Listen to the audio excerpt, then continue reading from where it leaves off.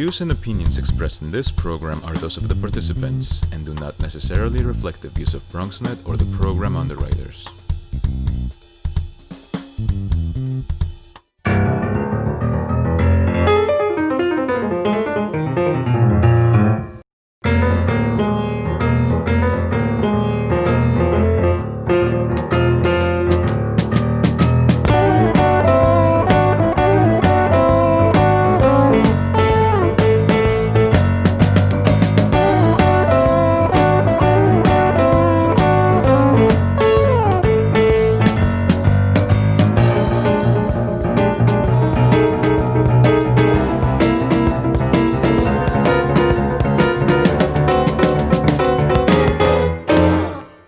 Good evening and welcome to BronxTalk. It's been a very difficult time for a lot of people. I think all of us are hoping that 2020 is well behind us now. We've turned the corner and now we're into 2021, and we hopefully have a new look on life and things will improve. We're going to begin the new year with one of the many issues that the pandemic has wrought. And you probably know that in an attempt to slow a second wave of coronavirus cases, Governor Cuomo ordered the closing of indoor dining, which no one can deny is a blow to the struggling restaurant industry. It has been a great concern to many of the business districts in our borough of the Bronx, and certainly restaurant owners. And it was pointed out before the show, catering halls also are taking a hit. A very difficult time, but a very difficult problem to try and solve, not only from the restaurant point of view, but obviously from the health point of view and keeping people masked and distant and safe. So this evening, we've brought a couple of people who do have great concerns about this on the program. So it's my pleasure to welcome from the Allerton Avenue International Merchants Association, Gene DeFrancis. Nice to have you with us, Mr. DeFrancis. Happy New Year, Gary. Thank you. Happy New Year to you. And I know that Chef Alexander, I hope I pronounce his name right, Pertsovsky, who is the Chef Alex on Archie's on City Island, joins us as well. Happy New Year to you, Alex. Happy New Year, Gary. Thanks for having me on today. Thank you. And of course, I'll just share the Happy New Year greetings to everybody in the borough of the Bronx and all of our viewers. And I believe if we work together and we stay together and stay strong, we can have a better 2021 than we had in 2020, which is maybe not going to be that hard to do. Nonetheless, let's start with you, Mr. DeFrancis. I guess this has been a difficult thing for the Allerton Avenue Merchants Association. Extremely difficult, probably one of the most difficult years we've had to date. We're trying to balance a very fine line. You know, we know the virus is real. We take the virus very seriously, but we also strongly feel and know from experience throughout the year that we can operate. And that's the only, in our opinion, the only way to survive. The stimulus checks aren't going to help. The $500 grants aren't going to help. What we need to do is be able to have our businesses open safely and responsibly. And what the governor and the mayor approved over the holiday season was, to us, appalling. It was poor timing, and it was devastating to the community. And you could feel, the tension and the anxiety magnify. I didn't think it could get any higher than over the summer. And this holiday season, it maximized to the point where a lot of people are winded, they're tired. And right now we're in cheerleader mode, trying to just pump up some energy to get through the finish line, and we have some options. About how many restaurants are in the Allerton Avenue Business Improvement District? We have a dozen that we represent. We're going to get Chef Alex to give his firsthand opinion in a moment. I mean, he has a restaurant in the East Bronx. But what are they saying to you? Are they open? Are they closed? Are they doing outdoor dining? Well, outdoor is difficult now, of course. Outdoor is very difficult because are they doing takeout? I mean, what's going on? They're surviving. They're in survival mode right now. They don't agree with the shutdown. Some of them won't say it because they don't want to be, in their opinion, it's not our opinion, a target of retaliation or intimidation. There are people in our community, unfortunately, that are very fanatical about the shutdowns. I think it goes um, beyond the pale of normalcy. Um, their anxiety is palpable, and it's affecting um, the rest of the community because they go on social media, they attack people that um, don't necessarily agree with them. And more directly to your question, when we talk to the restaurant owners one on one, they agree with certain um, mandates. For instance, the lowering of the capacity. They're fine checking the temperatures. They're fine sterilizing because we know that's the best way to defeat the virus. So they feel, in their opinion, their location is a lot safer than um, dining at home. Because their location is sterilized, it's clean. They have certain guidelines that they have to follow. That's almost at a medical level at this point. And I just wanted to point out on our social media platform, we exposed the fact that we could go 5 minutes north and dine in. They really took a sledgehammer to um, this pandemic, and it really wasn't effective. It caused more damage. Let me ask you about a couple of things you said. The stimulus package, first of all, it's $600, not $500. Not that that makes a very large difference. 500 was a grant that was going around with the. Well, with the let's just say that there was more money. I can't estimate the amount of money. Every restaurant is a different size, but let's say it was based on the previous tax records of income or size of operation. If they provided money, let's say to last a 2 or 3 month funding of some sort to keep them open. I think one of the original ideas in the original stimulus bill was, if you keep employees employed, we will keep funding that. If that was done, would that make it go down easier? I would think it would. There's a lot of it's so complicated because there's so many multifaceted. For one, how do you prove the numbers? How much does one business need as opposed to another? Do you just give a flat rate like you suggested? We're going to ask Chef Alex the same question, by the way, but go ahead. And we have 10 very unique restaurants in our immediate area. Some thrive on takeout. Some could only survive on indoor dining. Some don't know how to do takeout, to be honest. They're not structured that way. When you dine out as well, it's really more for an experience because many Bronxites can cook their own food, but when you go out, it's an event. And so you take that away. So to add it all up together, like I said, it's uncharted territory. You don't know what that number is, but we know what the amount could be to survive. And each one does have a different, which is their own personal information if the chef is comfortable with that. But it's 5 digits for most because some of these restaurants, my pup just kicked over the computer. He's straggling over here to my left. Being virtual. Exactly. Some of our restaurants pay $15,000 in rent a month. Some of them only pay $4,000 in rent. So what you're some of these restaurants are going to get $100,000 to survive.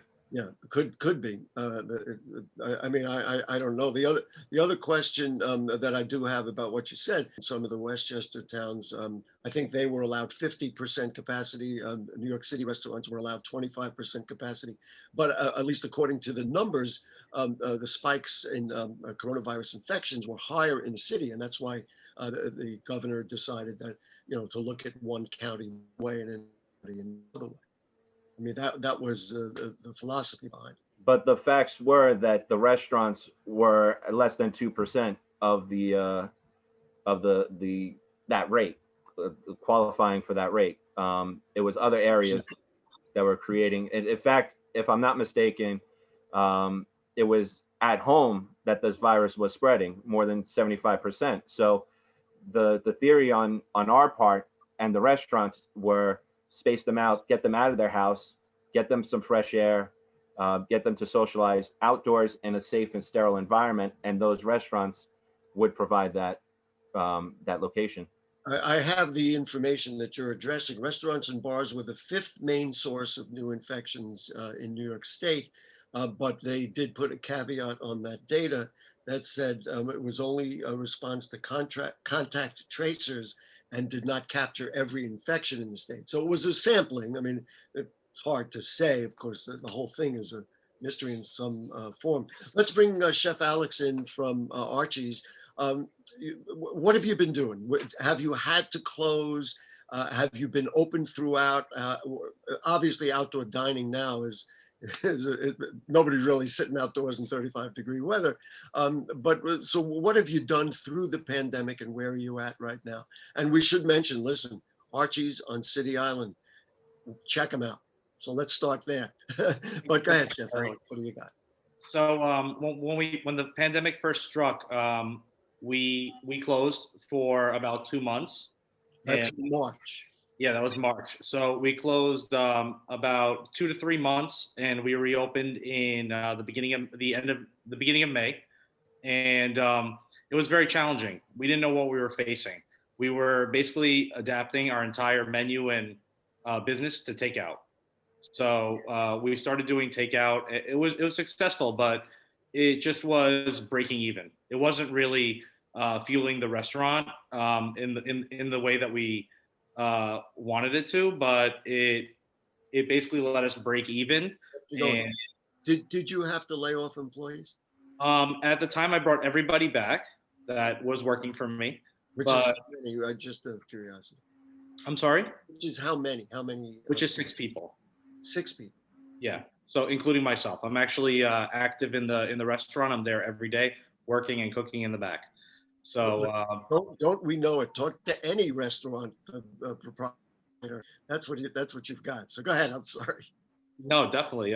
So we went into takeout, and takeout was all right. But then once we started to be able to reopen the indoor section of it, we had to conform to all these new rules and regulations, temperature checking.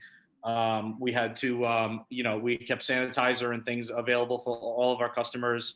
We spaced out tables 6 feet apart. We actually adapted a new seating in our backyard area, and we conformed it into a beer garden, and that was great. This time of year, but for that time of year, and listen, outdoor dining on City Island, that sounds okay. Yeah, and we were just trying to be extra cautious because we realized that that keeping the staff safe and the customer safe would end up with more longevity for the restaurant, and hopefully we would be able to stay open, and we would get tested as a staff about once a month to make sure that we were serving, we weren't creating more infections. We in the restaurant business are under more scrutiny, and we're being basically singled out, I feel like, for the amount of for the infection spreading, when there are big box chain stores that don't have to conform with the same type of regulations that we are subject to. And we understand that's because people remove their mask when they're dining indoors. And there is a communication of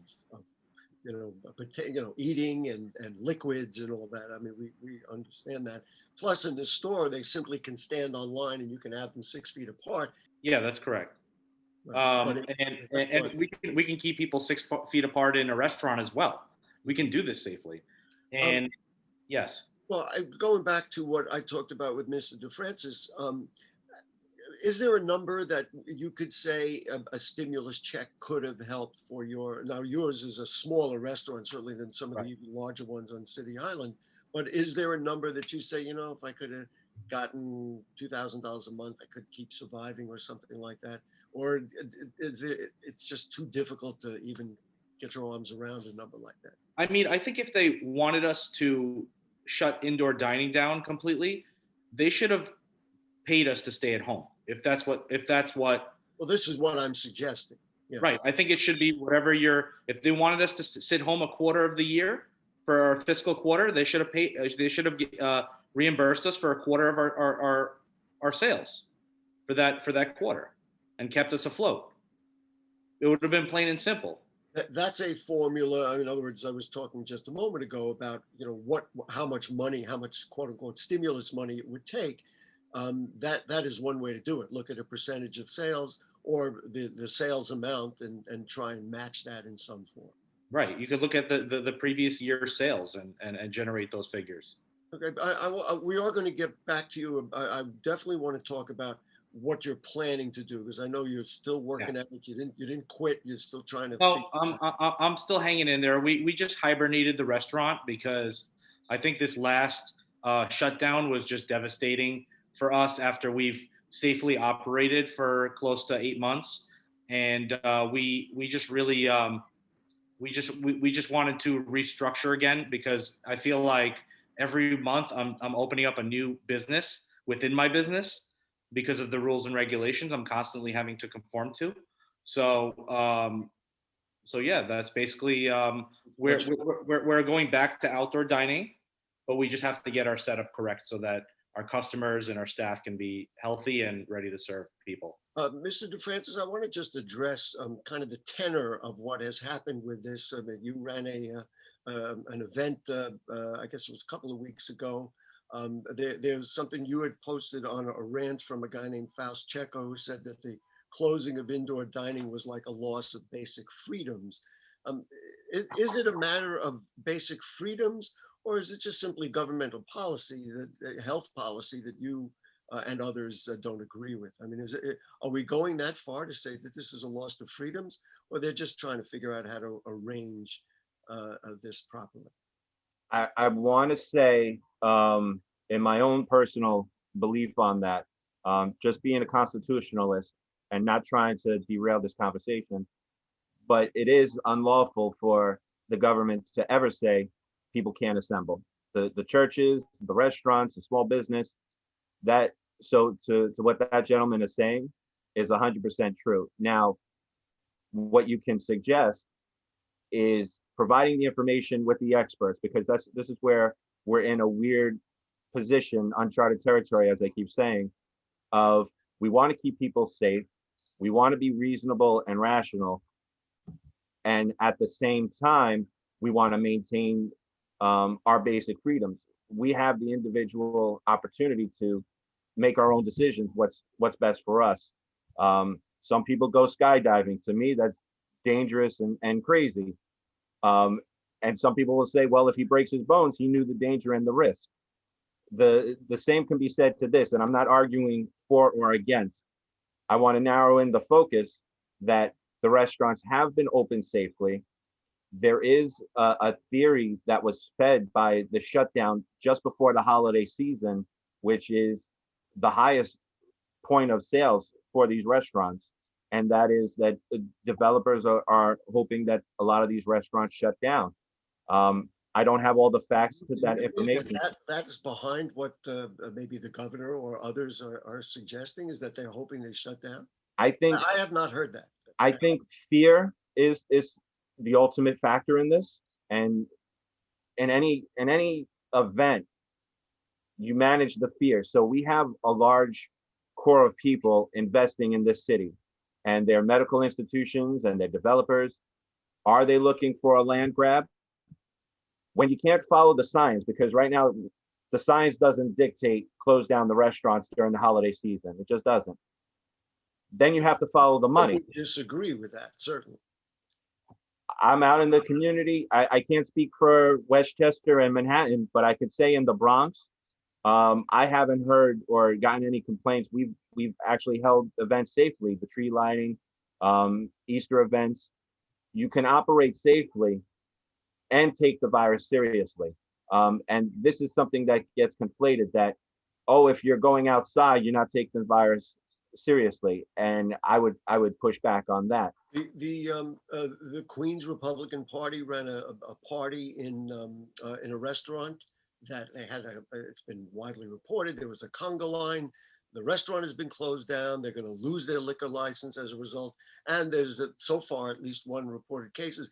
I would suggest that the difference between the skydiver and this situation is that the skydiver doesn't infect other people. It's like driving 95 miles an hour on the Hutchinson River Parkway. You would never do that. Not only, yes, I guess if that's what your suicide wish is, you can hit a tree and go, but you could also take somebody with you.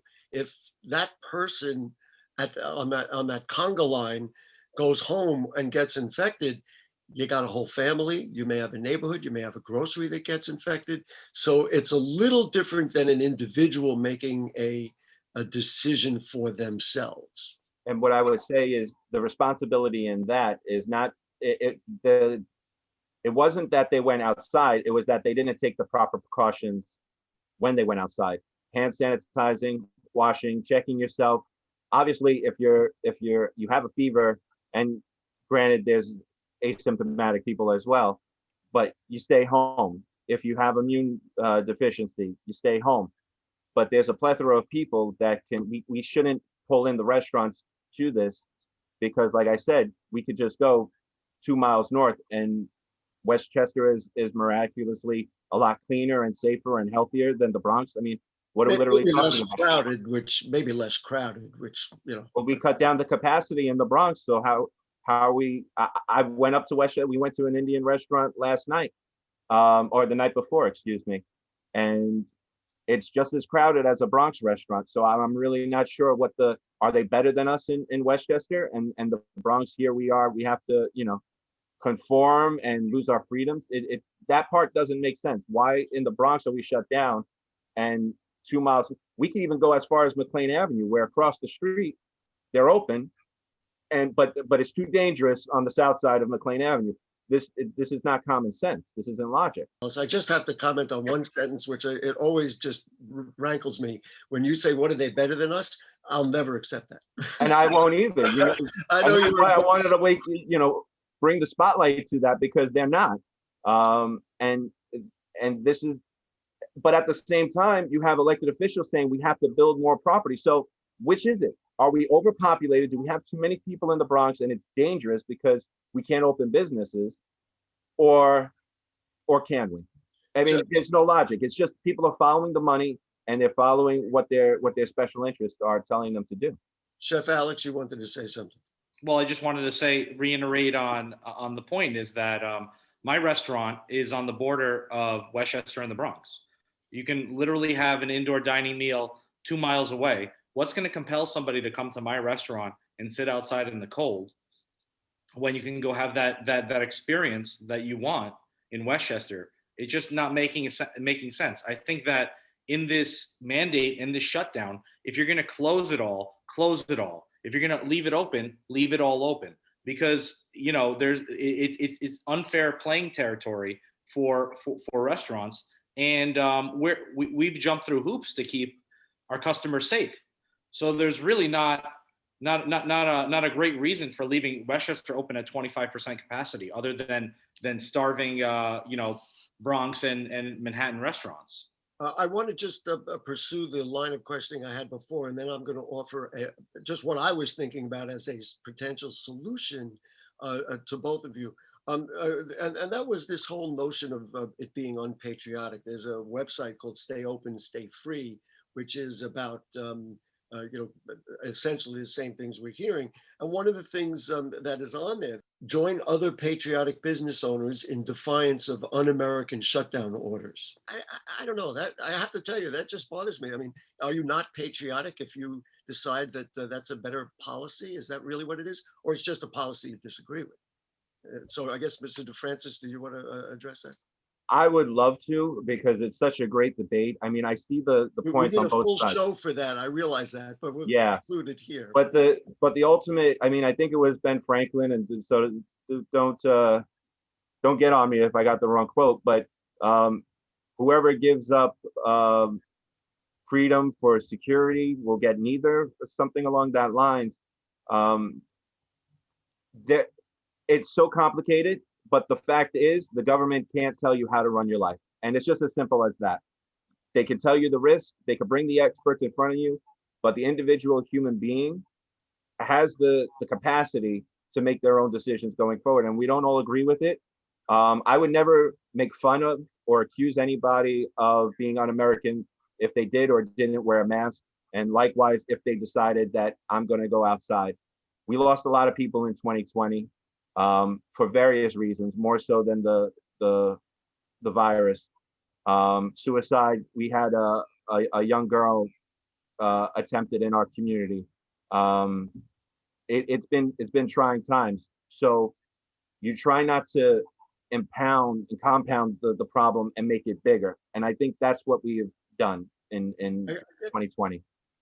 I guess the X factor in there is that in this case, much like if you drive way too fast down the highway, it may be your decision, but you could infect others. And certainly we have 340,000 unfortunate people that can't answer to that right now. I do want to suggest this and ask both of you this. We can start with you, Chef Alex, and Yes. let Mr. Francis have the bottom line. What if organizations, not only like Allerton Avenue International Merchants Association, but all the bids in the Bronx, what if we really got together and put through a whole real promotional effort for takeout dining and really pumped it and really got everybody in the Bronx to say, you know what? Because listen, me and nobody else wants to see our restaurants go under. I have many favorite Bronx restaurants. And said, look, if you want to keep them open, let's do takeout dining and get all the restaurants, of course, could reconform their kitchens to that. Chef Alex, what do you think? Is it, and I'm just talking as a PR guy, I'm a public relations. I mean, I like the idea and the fact that everybody would be on the same page. For me, though, it personally wouldn't work because I have, for me, it wouldn't work. I just invested quite a bit of money into an outdoor dining setup for my restaurant to keep my diners coming in-house because it's more of an experience than just a meal. And takeout doesn't convey that. Right. So that's a big part of it. But, restaurants are vital parts of the community. We're meeting places, we hire locals, we support charities and organizations. And, these are things that doing just takeout wouldn't compel our diners to return. Mr. DeFrancis, got about 30 seconds or 45 seconds. What do you think about the idea? You like it? You don't like it? When I go out to eat, we go out for the experience, socializing. It's a big fabric of who we are as human beings. So socializing with other people, being around other people. What I would suggest instead of the takeout, Gary, gift cards. Every restaurant should set up a gift card program, and everybody should buy gift cards that would be, because I'm optimistic we will get out of this in 2021. Go to your local restaurant, buy as many gift cards as you can, give them out as birthday gifts, late Christmas gifts, and they'll have the money and the capital to survive and get through 2021, and then they can use them throughout the year. That would be my recommendation to survive. Folks can't see, but Chef Alex is nodding. Yes, he likes that idea. Listen, gentlemen, this is a very important dialogue to have. We didn't solve it here. It's ongoing. There are many, many tentacles to the issue. At this point, I'm not sure, certainly that the governor is going to change them. Why not? We were going to have a council member, Jonah, because of technical issues, wasn't able to join us. I'd like to hear from a legislative point of view. Chef Alex from Archie's, everybody check out Archie's, man. Thank you very much. Gene DeFrancis from the Allerton Avenue Merchants Association. I know you agree with me. Let's get it to the degree we can. Let's buy local, let's shop local, let's eat local, let's do everything local. And I know you agree. Everybody agrees with that. Anyway, Happy New Year, folks. Thanks to our great producer, Stephen Powell. And we'll see you next week. We're going to talk more about the Bronx in 2021 every single week.